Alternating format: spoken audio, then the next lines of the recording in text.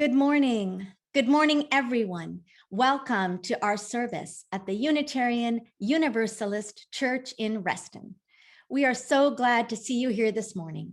If this is your first time attending one of our services, thank you for joining us, and please know that you are so welcome here.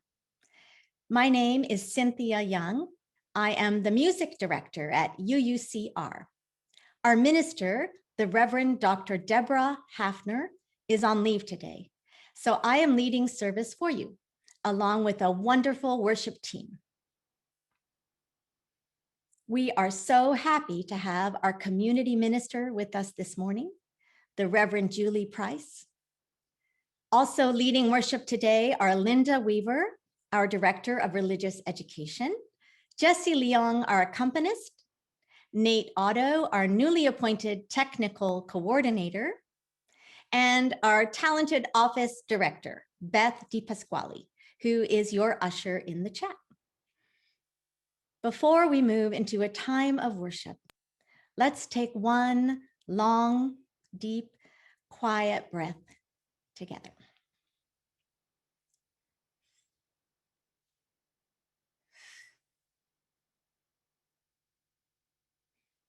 We will also take a moment to light a candle as we hold in our hearts the events of this turbulent week.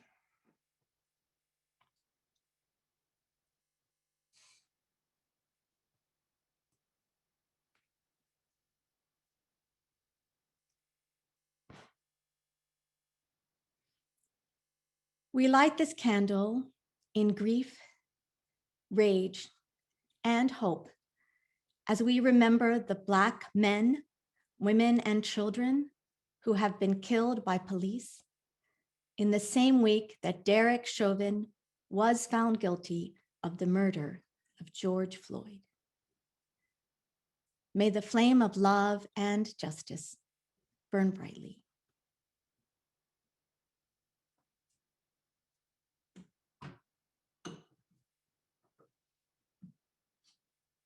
Let us quietly enter into worship while we listen to Jessie play our prelude, J'aime nous pays by Eric Satie.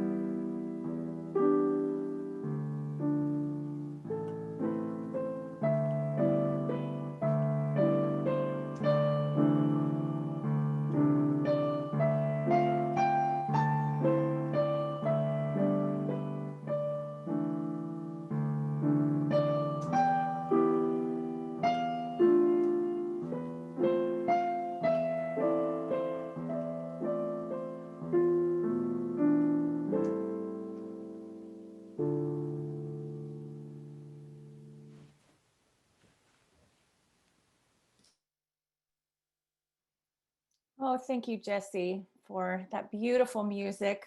Hi, everybody. I'm the Reverend Julie Price, and I have the great privilege of being the community minister for the Unitarian Universalist Church in Reston. My primary ministry is out in the community as a hospice chaplain, but I also serve this congregation as my skills and my time is available to support our minister, our staff, and you. And so I'm so happy to be with you today and join this very talented and soulful worship team to offer you this worship. Today is the Sunday following Earth Day, and I wanted to alert you to a really wonderful opportunity that the Unitarian Universalist Ministry for the Earth is providing tonight at 6:30 p.m. It's a live streamed Earth Sunday worship service on Facebook Live, and it's titled Pathways to Healing and Regeneration. You can find the details and the links and everything on the UUCR Facebook page. So I hope some of you will be able to participate in that. Well, welcome to our worship this morning as we explore the theme, Pruning Our Lives, the spirituality of simplicity. For our opening words, I have chosen a quotation from the book, The Solace of Fierce Landscapes by Belden Lane. He writes this: "The spiritual path has more to do with subtraction than addition.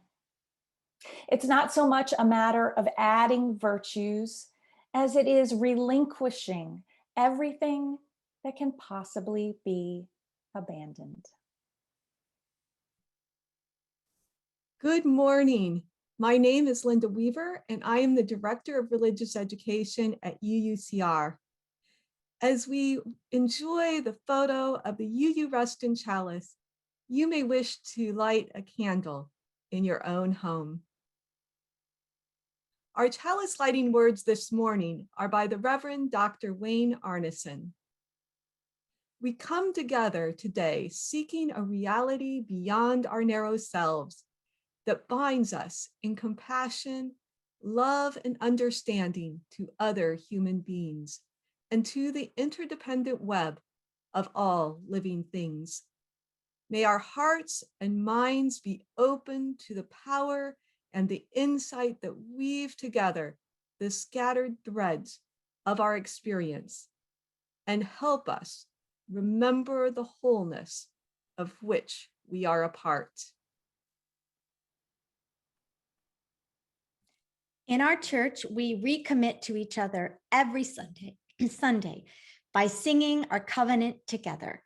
Love is the spirit of this church. We will sing along with our lovely congregation and choir virtual video. The words will appear in your chat box.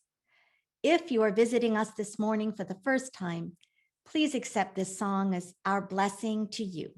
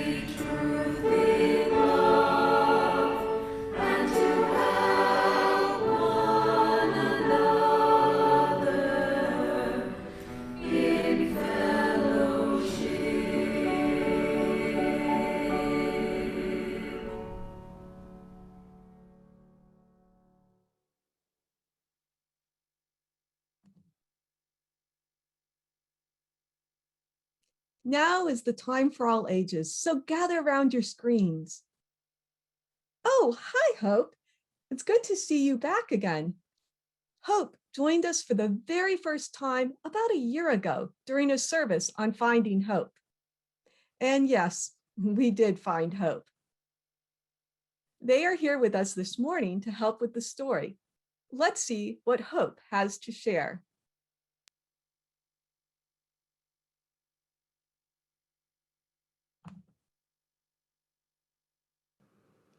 So how are you today, Hope? Oh, you're feeling a little confused? Why is that? You're wondering about the backdrop. The theme of our spring drive-through last Saturday was Love Grows at UU Ruston. I thought that was so great because we create a community of care and compassion here, and because at UU Ruston, we each grow in our ability to love and to treat people with kindness. That's such a great message. I wanted to share that with our friends online today. What? Oh, you're wondering how that relates to today's theme of pruning. That's a very good question. I guess pruning and growing go together because we prune branches and stems so that there's room for new growth. Today, we'll be thinking about how we can simplify our lives or remove things from our lives so there is more room for what we love and for what gives us joy. What's that, Hope? Oh, that reminds you of a friend who gets a new video game every week and doesn't really enjoy them? Do you think they'd be happier with less? What? Oh, what? Okay, you save your allowance and birthday money for a long time and read about and ask people about video games before you buy one. And then you have a lot of fun playing that one game for a long time. I see how that could be a little like pruning. Less can be more. What is that, Hope? Oh, you're also thinking about how sometimes you have so many toys you don't have a place for all of them. And you have more fun when you have plenty of room to play with all your brothers and sisters. Yes, Hope, I know I have felt that way too at times. Sometimes we fill our lives up with so much stuff and so many activities that we don't have the space in our lives to enjoy time with the people we love and do the things that bring us joy. What? Oh, it also reminds you of spring house cleaning your parents are making you help with this weekend? Why is that?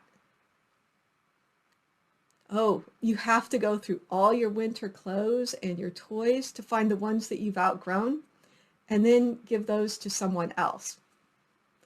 I guess we all may start thinking about how we can do some spring cleaning or pruning in our lives.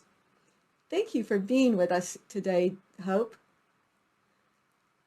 We wonder how you might make room for more love and more joy in your life. And I hope that will include plenty of room for your UU Ruston community.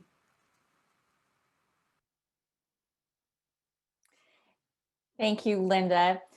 This is the time, and Hope. Thank you, Hope.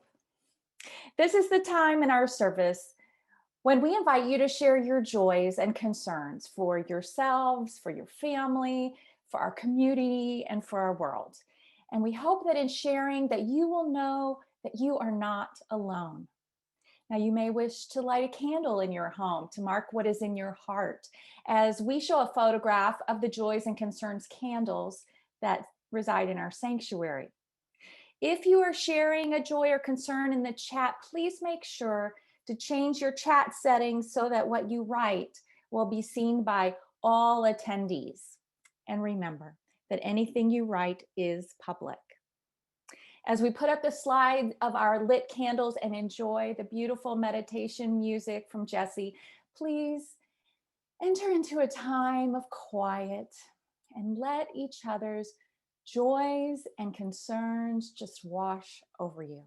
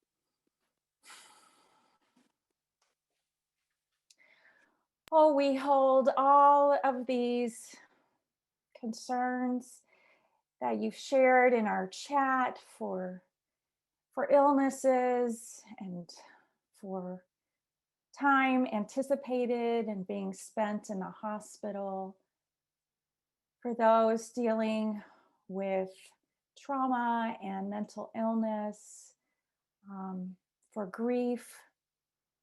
Know that this community of love is here as a support. And for all the joys, for the springtime, and for the chance to be together on this beautiful day, we lift our hearts together in gratitude. I invite us now to quiet and settle our bodies and minds. And I have a prayer I want to offer to you. It's a poem titled Beneath the Hustle and Bustle by Reverend Angela Herrera.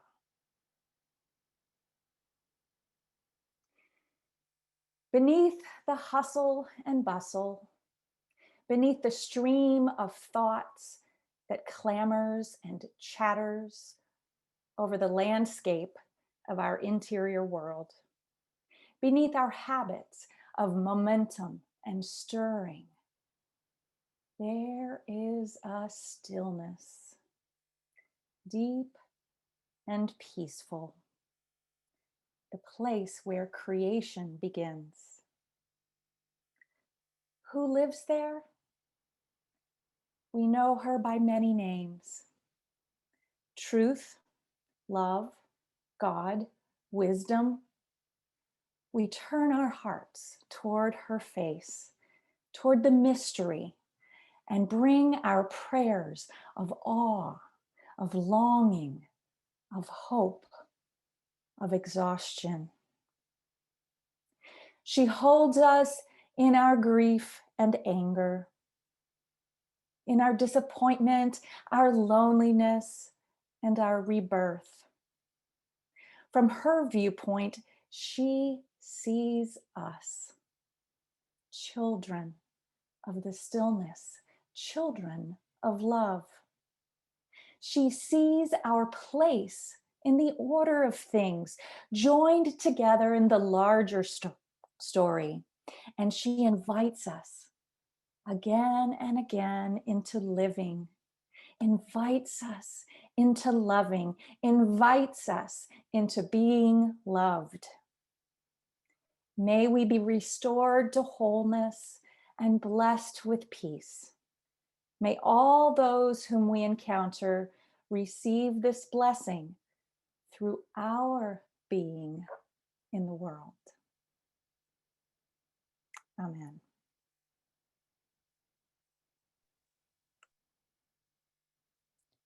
We are happy to share with you a choir video, which we created last fall for our gratitude service. The beautiful John Rutter piece, I Will Sing with the Spirit. This setting draws its text from 1 Corinthians. I will sing with the Spirit. I will sing with the understanding also. To this text, Rutter added an uplifting 4-part Alleluia. This song, which celebrates singing with your heart and mind, seemed a fitting anthem as Reverend Julie explores with us how we might seek more simplicity in our lives. Please enjoy our wonderful choir performing I Will Sing with the Spirit.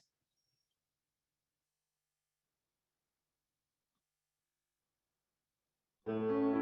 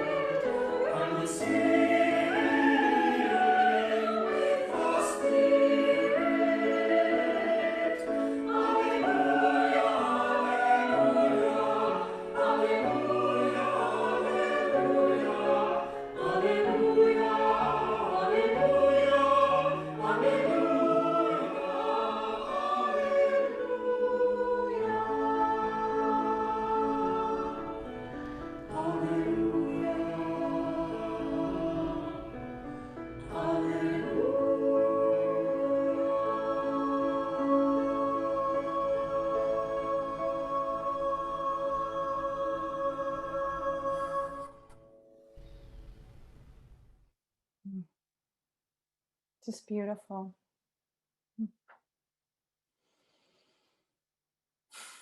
Thank you. Well, on the afternoon of Friday, March 13th, 2020, my colleagues who occupy the office cubicles around me, most of them who work in the medical records department of my hospice organization, were ordered to pack up their laptops immediately and begin working from home. The next Monday, the only living beings that remained in the room were me and a couple of plants. Their owners, I'm sure, never imagining that they wouldn't be back again for over a year. Well, the succulents did just fine. And I must say, I've become a big fan of succulents. But one green, leafy, leggy plant really languished without its owner's green thumb, despite my diligence in keeping it watered. And so, despite my inexperience with plants, I just took it on as my mission that this plant would survive the pandemic. I moved the plant to a window. I watered it regularly, and just doing that, it perked up pretty well with the sunshine. But a couple months ago, I noticed that it had become a sagging tangle of long vines with yellowing leaves. And so I got some scissors and I pruned away the leggiest vines. And within a week, I was surprised. I mean, those of you with a green thumb wouldn't probably not be surprised, but I'm a novice. And so I frankly was surprised that almost right away, a bundle of new shoots came right out of the center of the pot. And in fact, over the next couple weeks, the plant began to look better than it ever had, even before the pandemic. So in the process of pruning away the long, spindly vines, the plant had been able to rally its resources to produce new growth right from out of its center. The pandemic has pruned our lives. It's pruned our lives in much the same way that lightning prunes a thriving tree of some of its healthiest limbs in a thunderstorm. Just about everyone on the planet has been pruned. Many of us have been quarantined at some point along the way, separated from loved ones, from workplace, from school. Some of us have been pruned of steady incomes, of access to health care, of food and shelter security and safety. And all of us have experienced grief, so much grief. Grief over lives lost to the COVID-19 virus, grief over the losses of Black lives at the hands of police, grief over the steady march of climate change, and so many other griefs, large and small. The pandemic has turned up the soil of our lives, leaving many of us now feeling weary and discouraged and frankly burned out. And yet this pruning has also opened up spaces for light to shine in on our lives in new ways. I hear this from people all the time, and I certainly have experienced it myself. We've experienced the simplifying of our lives in some areas, and it's given us the opportunity to experience something we never would have chosen, right? To experience what life is like, perhaps without a commute, or without travel, or without going out to eat. The pandemic has presented an opportunity to re-examine our values, our needs, our hopes, and our commitments. And it has presented us with the opportunity to take back those pruning shears from the pandemic's hand and reclaim our role as the gardeners of our own lives. It has invited us to consider how we might nurture new growth out of our center by pruning away what we no longer need. In his chapter titled Simple Living in the anthology Everyday Spiritual Practice, Unitarian Universalist minister Reverend Ken Brown writes about his and his partner's decision to simplify their lifestyles. They moved, they got new jobs in order to free themselves up to focus on what was most important to them. Reverend Brown writes, too often we think of simple living, we think of this as giving things up.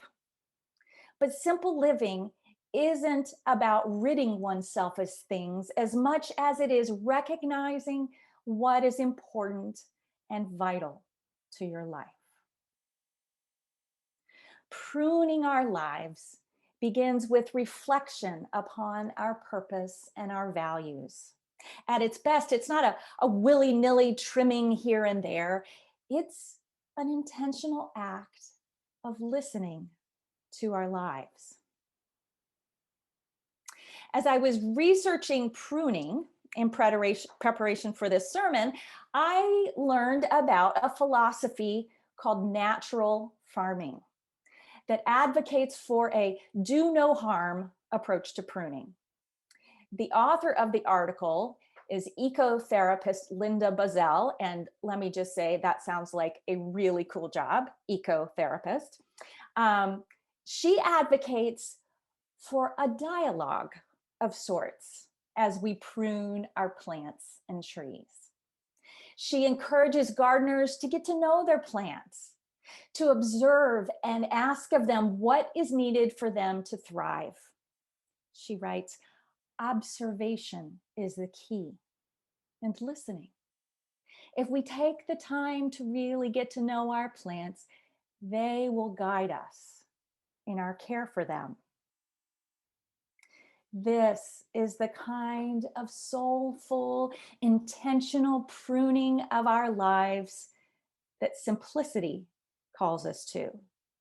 It's a dialogue with ourselves about what is needed for us to thrive and realize our deepest intentions. The pruning begins in the heart and the mind long before we ever pick up a pair of clippers. This spring, I have to admit, I got bitten by the Marie Kondo bug. I know I'm a little late to the party. She's been around for a while, but I just kind of recently discovered her. And if you aren't familiar with her, Marie Kondo is the Japanese organization expert who wrote the best-selling book, The Life-Changing Magic of Tidying Up.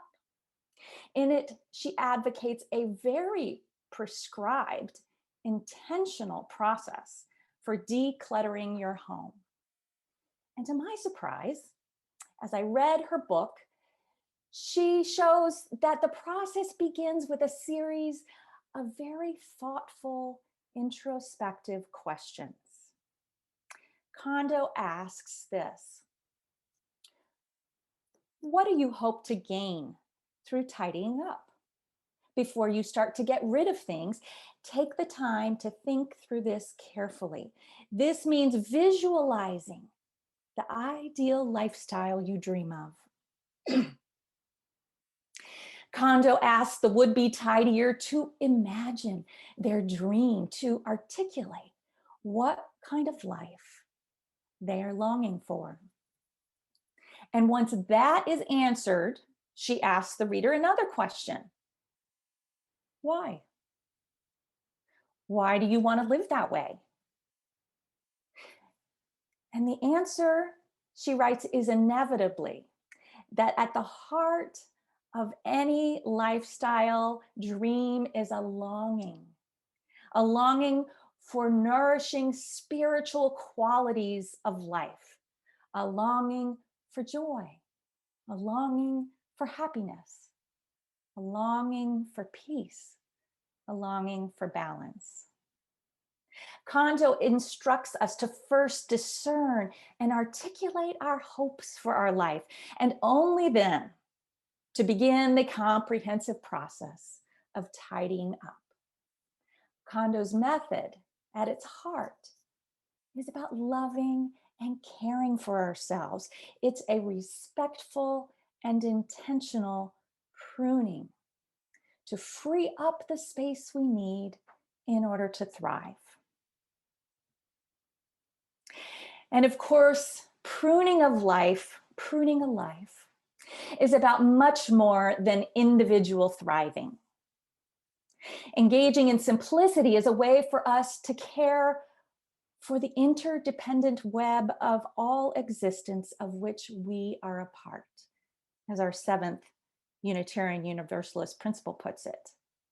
As we simplify, we align more intentionally with our values, and we may find that we now have more time to put our energies into the care of our communities and our earth.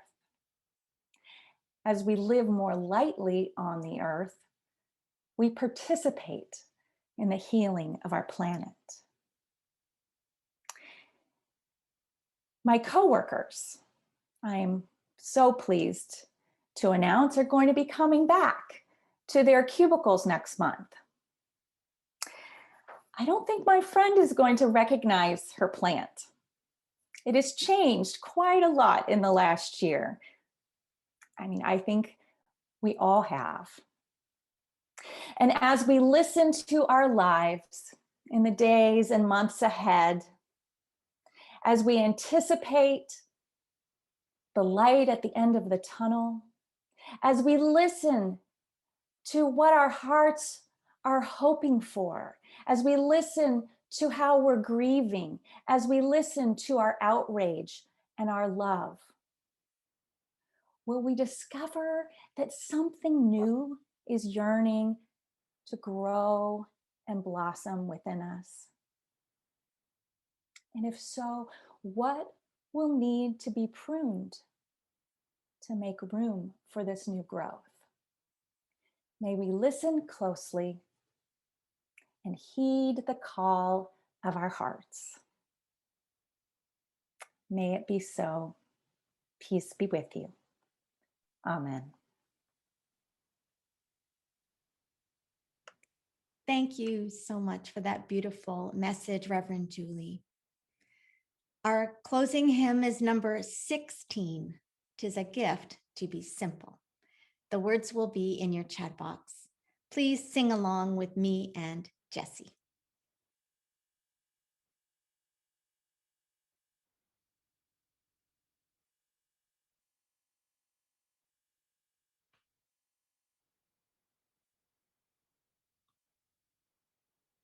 'Tis a gift to be simple, 'tis a gift to be free, 'tis a gift to come down where we ought to be. And when we find ourselves in the place just right, 'twill be in the valley of love and delight. When true simplicity is gained, to bow and to bend we shan't be ashamed. To turn will be our delight. By turning we come on right.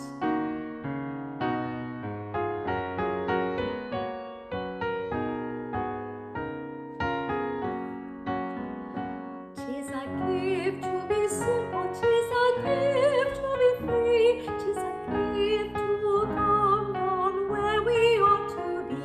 And when we find ourselves in the place just right, 'twill be in the valley of love and delight. When true simplicity is gained, to bow and to bend we shan't be ashamed. To turn will be our delight. By turning we come on right.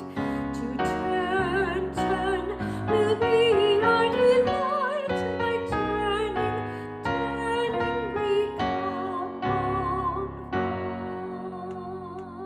right. Our closing words are by Stephanie Kaza in an excerpt from her poem Green Gulch Farm. We live by the sun, we feel by the moon, we move by the stars. We live in all things live in us. We eat from the earth, we drink from the rain, we breathe of the air. We live in all things, and all things live in us. We call to each other, we listen to each other. Our hearts deepen with love and compassion. We live in all things, and all things live in us. We depend on the trees and animals. We depend on the earth. Our minds open with wisdom and insight. We live in all things, and all things live in us.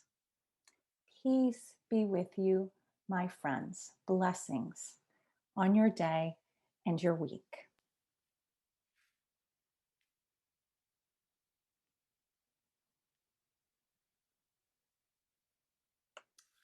The closing song today is Give Me the Simple Life by Rube Bloom and Harry Ruby.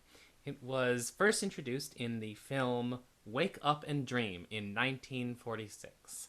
I hope you enjoy this lovely and simple tune.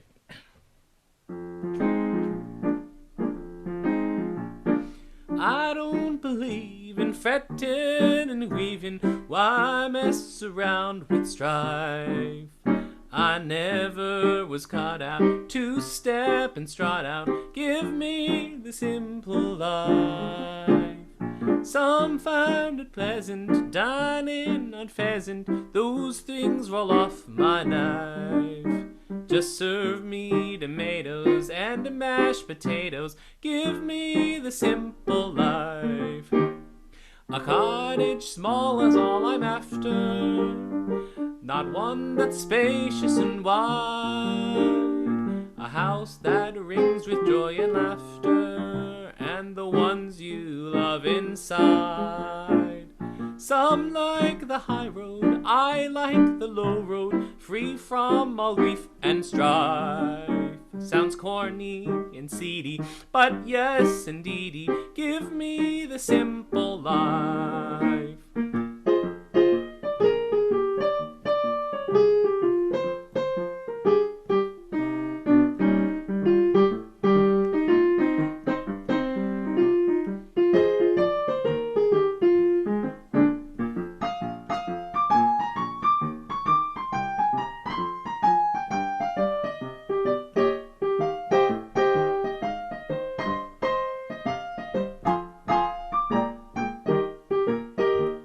A cottage small is all I'm after, not one that's spacious and warm. A house that rings with joy and laughter, and the ones you love inside. Some like the high road, I like the low road, free from all grief and strife. Sounds corny and seedy, but yes, indeedy, give me the simple life.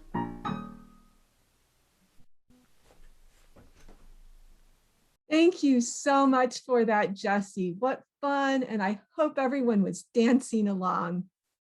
Our collection plate is different from your pledge payments. It is a way that each week we ask you to make an offering as part of your witness and gratitude for the worship service and for our time together. We invite all of you, members, friends, and visitors, to enter the link that you'll find in the chat box into your smartphone and donate to your beloved community. Checks mailed to the church are also gratefully received. Now listen to the music, make your offering, and at the end of the slide, please log off and join us in our virtual Greet Your Neighbor space. The link to that will be on the last slide and in the chat box. In the Greet Your Neighbor space, we invite you to share about how the pandemic is inviting you to prune your life.